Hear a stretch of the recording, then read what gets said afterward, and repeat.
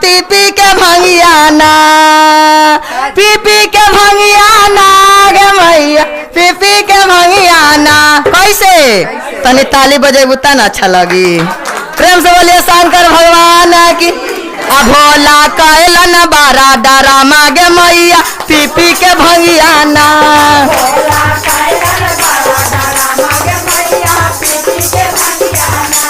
भोला कैलन बारा डरा मागे मैया, पी पी के भंगिया ना।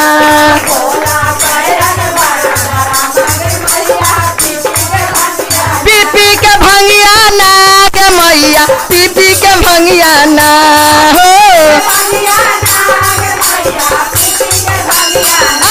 भोला कैलन बारा डरा मागे मैया, पी पी के भंगिया ना।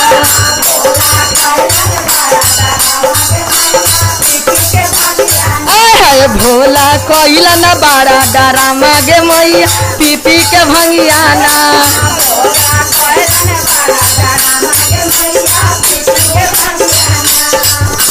कैसे